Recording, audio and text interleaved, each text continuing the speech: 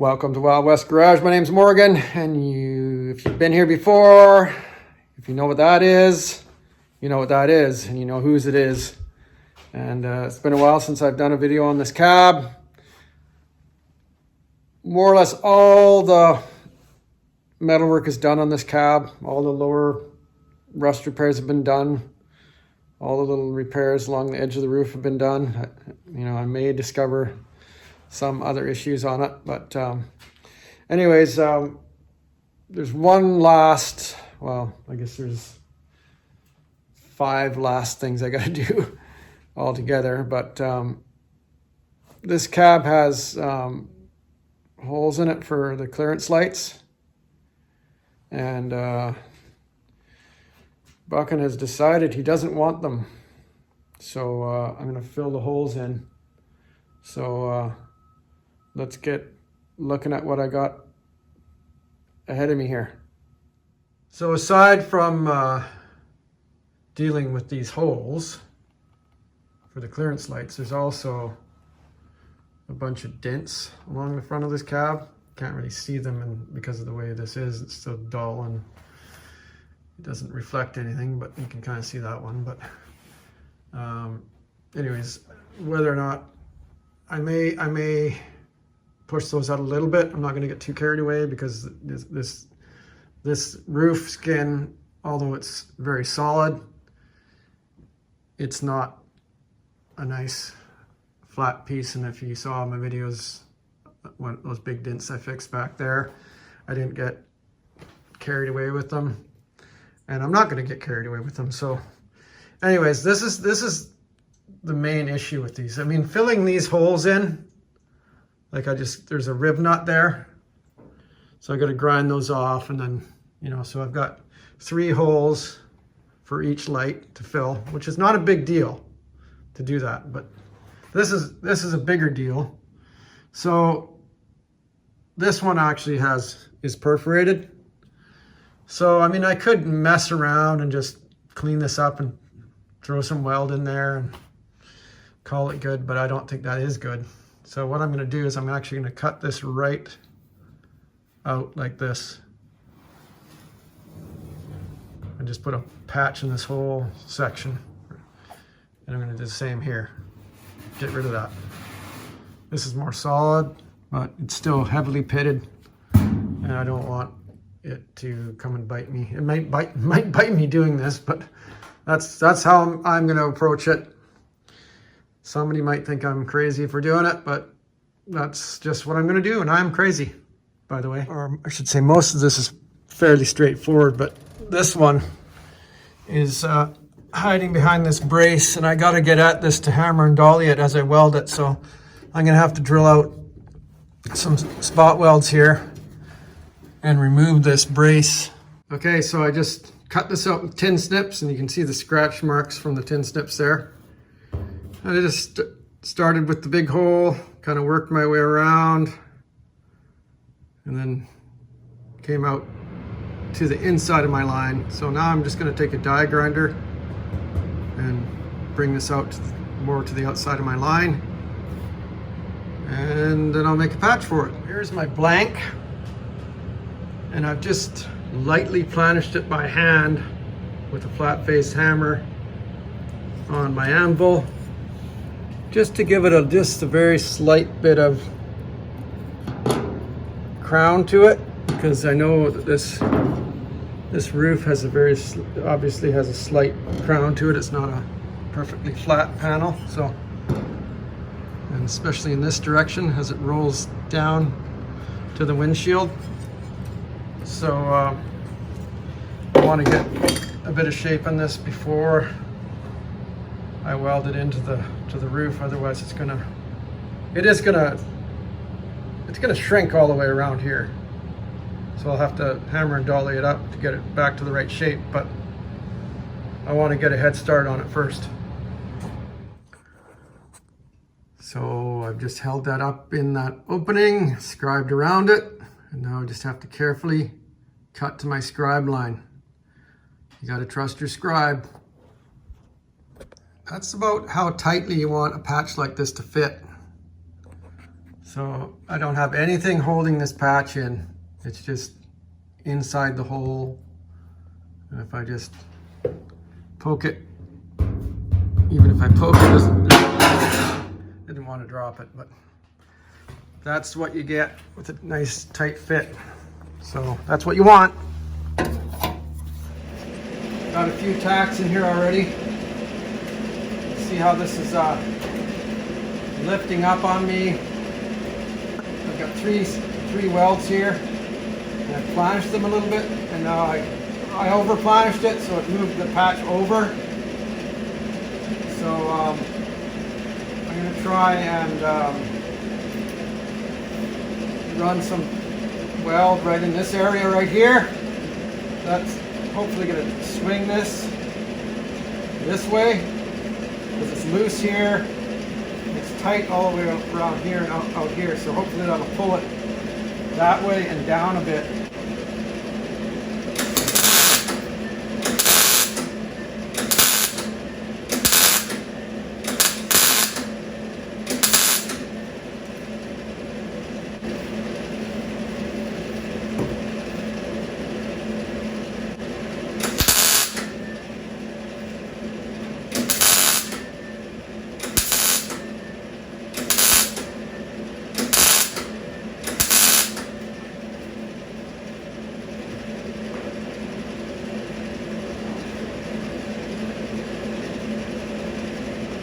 Working, so now it's fitting inside the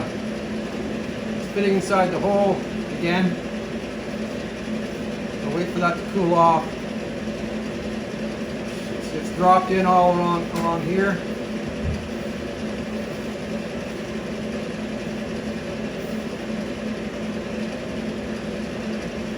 Once that cools right down, it should drop in. I might have to coerce it a little bit.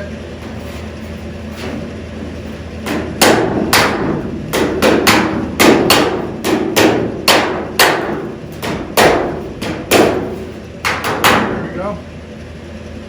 Back where it should be. I'm just going to keep going along in this direction because I still wanted to pull it down this way a bit.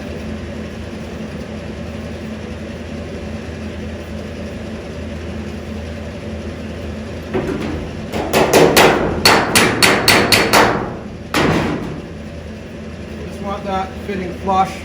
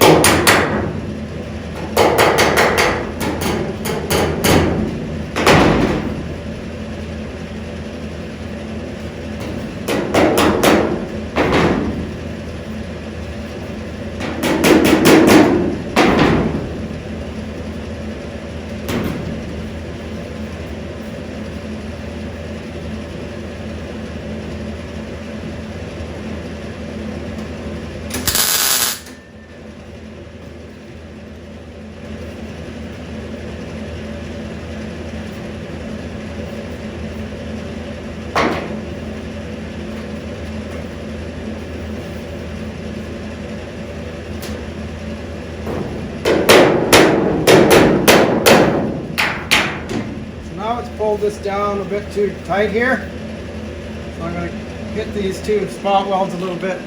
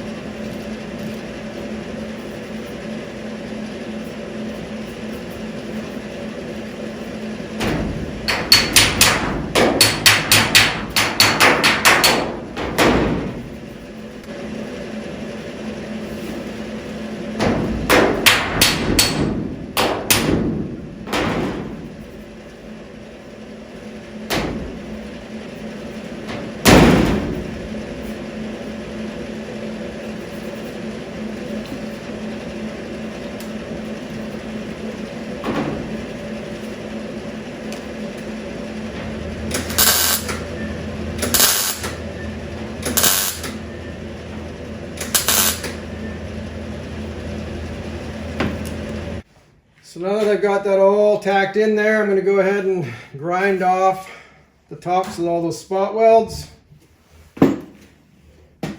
Check my fit, and then I'll weld it out. All feels pretty good. Very nice and flush. Feels like it dipped in there a bit, dipped in here a bit.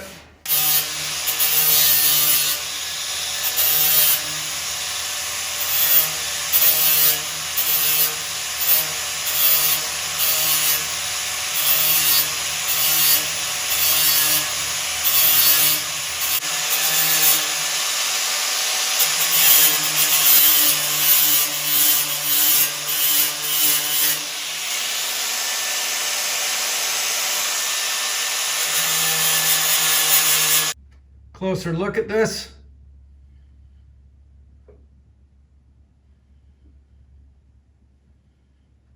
So now I'm going to go ahead and weld this out, and I'm not going to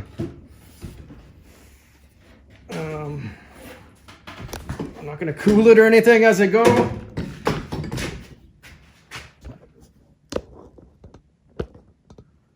I'm just going to go for it. So I'm 20 minutes into it now.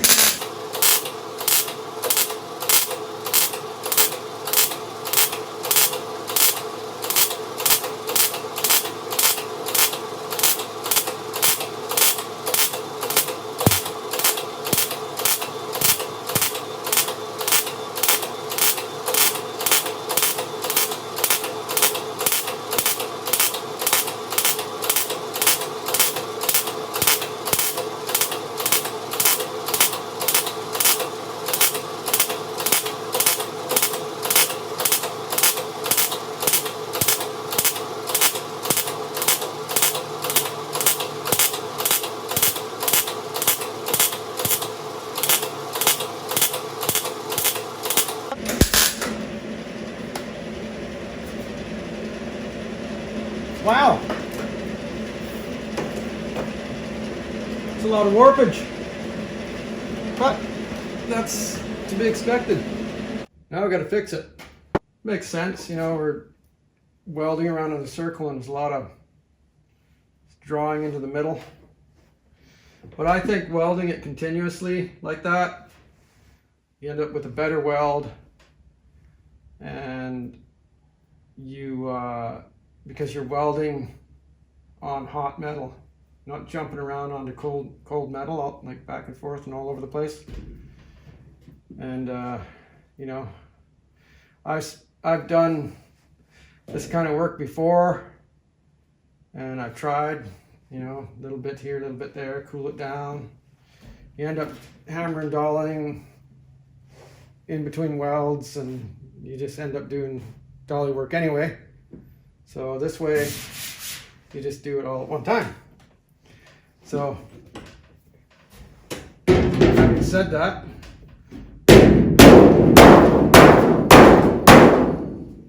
I'll go to work on it, see what happens. I'll do a bit of dolly work on it before I grind it, because the metal's hot, soft, it'll move around nicely.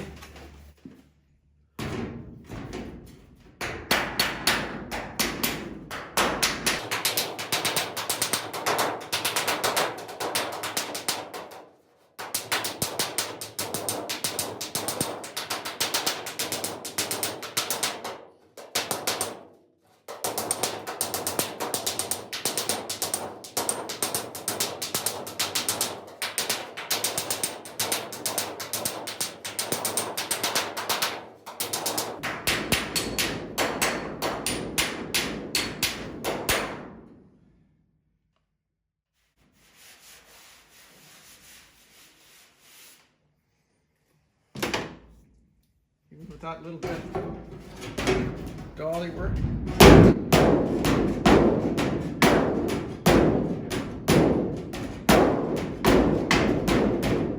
Move around quite a bit, come up quite a bit.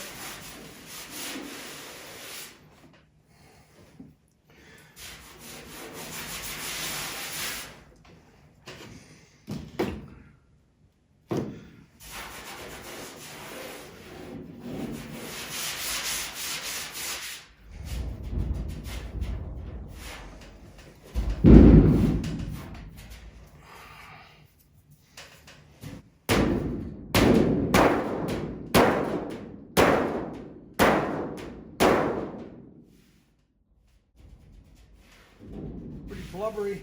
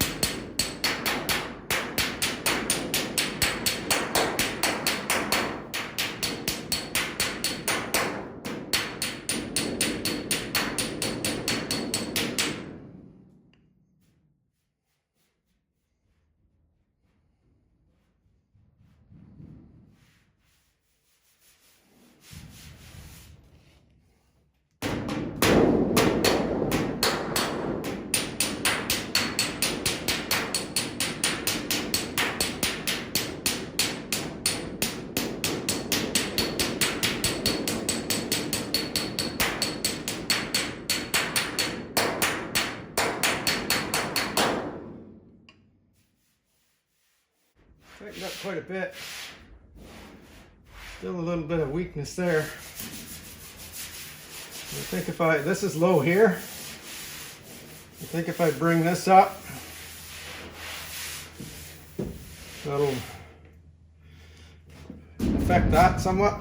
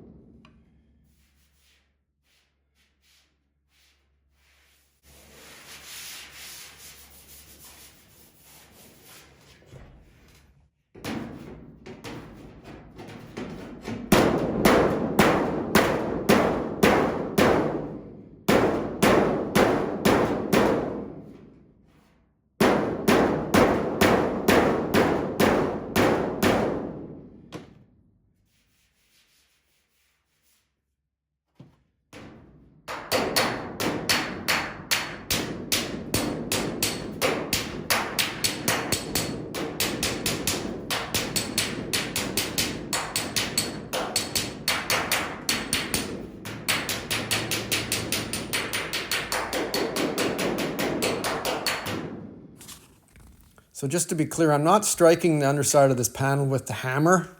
I'm using the flat side of the dolly to, to lift it up so it's not leaving a whole bunch of nasty hammer marks on the metal. And it's just kind of, it's pushing it up, and it's probably stretching the metal a bit too. And just kind of bring it up and crown it up a bit for me.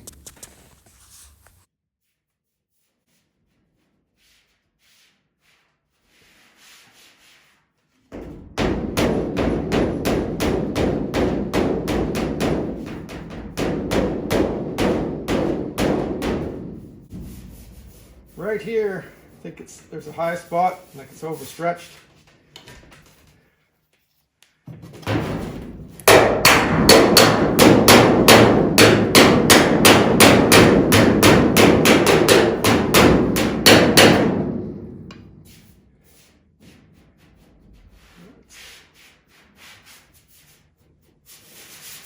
It's tightened up. This whole thing dips a bit.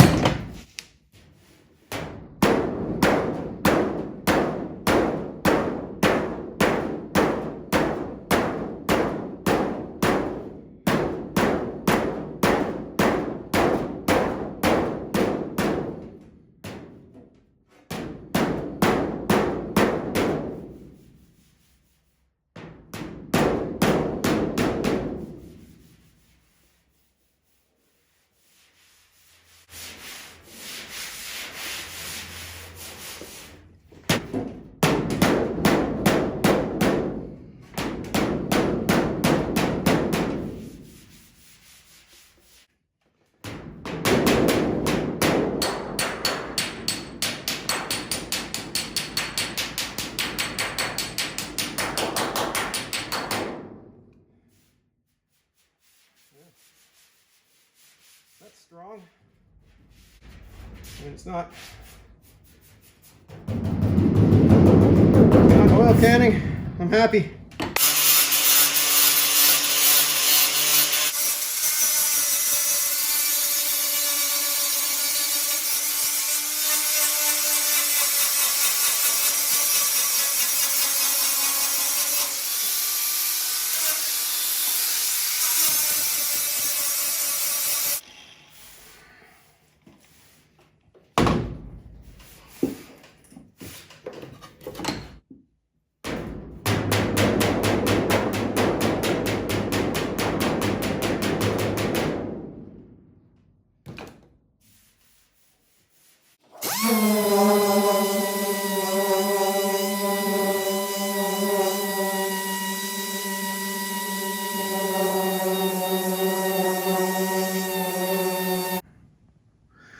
So that's as good as it gets at Wild West Garage. I'm not going to pick and file Kyle it. I see right there, there's a spot where the weld was quite high, like it was bumping up quite a bit still. And I smacked it down and it made these kind of dents in it. So that could be picked out, but I'm not. I'm happy with this, the way it turned out. It's pretty flat. So the goal was to fill a hole, and that's what we did. So it didn't turn into a complete disaster, so that's always a bonus, right? So one down, 4 more to go. This repair will be similar to this one. It's not quite as big a hole, but it's pretty much the same deal. These I think will be pretty easy. And just in case you're wondering what the inside looks like, that's what it looks like. Nothing to hide here. Good weld penetration. Can't argue with that. Just give you a little look at this brace. So that was right underneath that middle hole that I'm fixing. So just MIG welded in there. So it's just a matter of cutting through the welds with a zip disc and then using a chisel to take it the rest of the way. So that'll go back in there and just easy. I was thinking it was resistance welded or spot welded. It looks like they made it so you could do that, but for whatever reason they didn't. So this just makes it easy for me to put it right back in there, just like the factory had it. So anyways, actually, you know, when I think about this, I don't know if that would be the same on like a regular cab roof brace, or maybe this is a crew cab only. And I don't think any of the modifications that were done to this cab to make it into a crew cab, I don't think there was any resistance welding done on it. It was just all cutting and wire feed to put it back together. So that would explain this, why this is just you know, 4 quick little MIG welds to get that installed. So that's likely a crew cab only piece right there. So now that I've got this done, I'm just going to go ahead and fix one of these for you. You can see the rib nuts, how they stick up. And I just took a grinder and knocked them down flush with the roof skin, and then I just held a dolly underneath here along the edge, and then just tapped it with this pick hammer. Just lightly tapped it, and they came out really easy. So anyways, I've got a little sheet metal punch. I'll get the right size die and punch out some of these pieces with the punch and make a couple of plugs for that. And I don't think I have one that's quite that big, but so I'll just have to cut a piece out with the tin snips. That's kind of interesting. I just reached up in there I was going to do some hammer and dolly work on this hole, and the piece of tin that looks like they just used a hole saw, and it's just still flapping there from the factory. Can't use that though. I've got this all cleaned up here. You can see where their tool is kind of skipping around and scratched the skin up here. Yeah, so I just did just a little hammer and dolly around this hole, and took a die grinder and cleaned it out nice, because it was pretty ragged. There's my little plug, and so that's what it looks like there. It's just when I use the punch, it punches those out, and then it leaves a little kind of a dimple in the middle, because it's got a centering. The punch is turned in such a way that you can center it on like a center punch mark. Anyways, that's what it looks like on the side that gets punched, and then I flip them over on my anvil and just give them a tap, and it flattens them out. But anyways, to get that in the hole, all I did was I put it over top of the hole like this, and it's such a good fit that I just put the dolly underneath it and hit it with the hammer, and it just went right in there, friction fit. I don't even have to weld it now.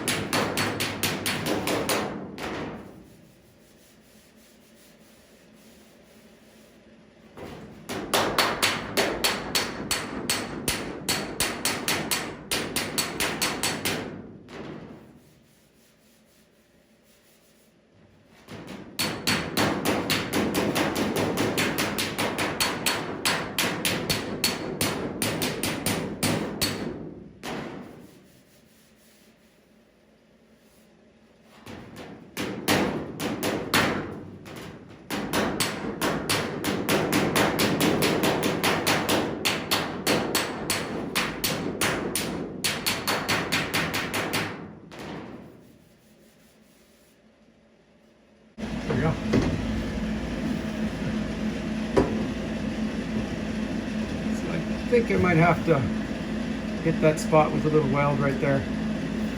And it's a little bit low inside the repair, but it's so insignificant, I'm not going to worry about it.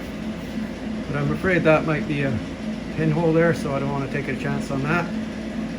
I can't see any light through it, but it could be like an overlap kind of a situation. So I'm just going to hit that and it'll be all good.